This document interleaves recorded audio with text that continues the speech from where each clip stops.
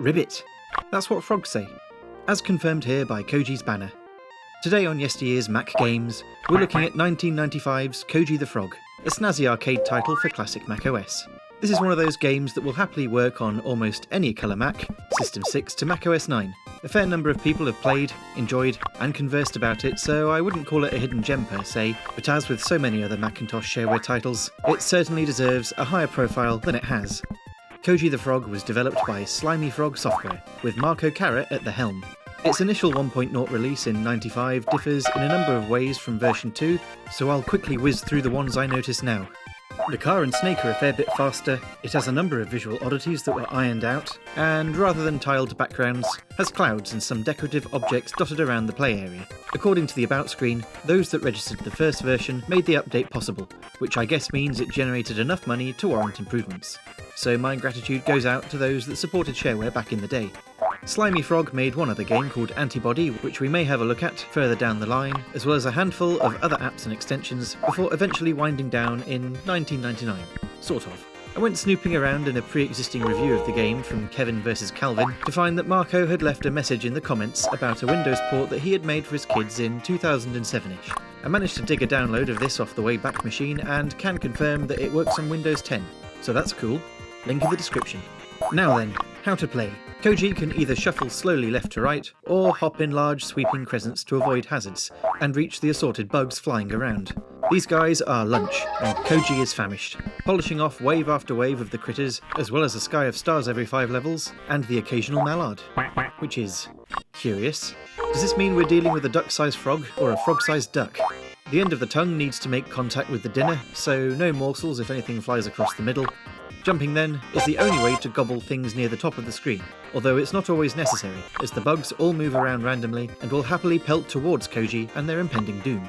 According to the documentation, the omnipresent gopher underneath is salty about Koji hopping noisily above his home and waking him up.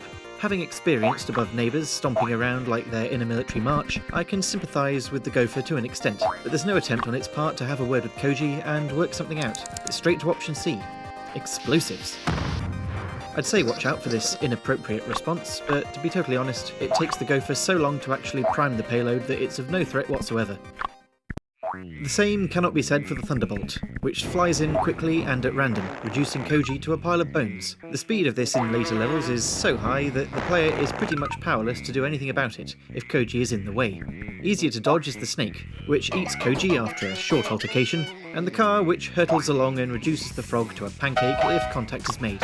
So long as the player is paying attention and doesn't spend too much time up against the edges of the screen, these two are fairly straightforward to avoid, although the car got me a few times, usually due to something else going on at the same time.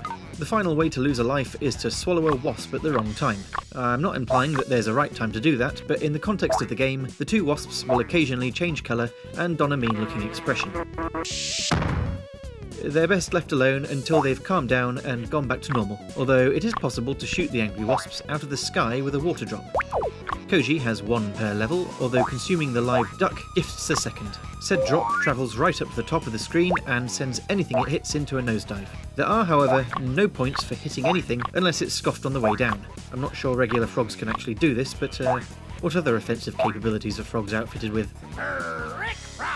Thank you! Okay, yes, the drop is sensible enough. Jumps and tongue length can be extended by eating the magic butterfly, which shows up once every 20,000 points. Or the duck again. These perks reset after a death, so it's always good to grab them. I did find that I missed the extra capability whenever it was taken away. It's not vital though, as it is possible to finish a wave sitting still, moving a single pace to the left or right when the gopher gets near. The limitations in the game are difficulty and variety. Each wave looks to be exactly the same, but as players progress, everything will gradually speed up. In the game I played, I got to level 50 or so. The save and load mechanics allow players to take as many attempts at a wave as they need to help them get all the way up to 100 and beyond. An extended play sesh is going to eventually feel quite monotonous, so being able to split it up like this is a good idea. A few more bug types with additional dangers that replace the benign ones in later levels could have kept things interesting, or maybe fleshing out the drop mechanic so that it would be required to eat an armoured bug, like a big beetle. I always feel a bit silly suggesting improvements to smaller Shareware titles, as it's not like there was a studio behind it. These are usually a handful of people doing it for fun in their spare time, so while the game could have been built on further, there was arguably no need. Ultimately, Koji the Frog makes a fine addition to an old Mac's game folder. It's fast, entertaining, and seems to be quite an original idea. I'm not sure there's anything else like it really. There's Frogs and Flies for the Atari, but that's all I could find. Let me know in the comments if you can think of anything, along with your memories of the game if you played it. My score was 233,700, so that's your target. And that'll do then for this edition of YY's MG.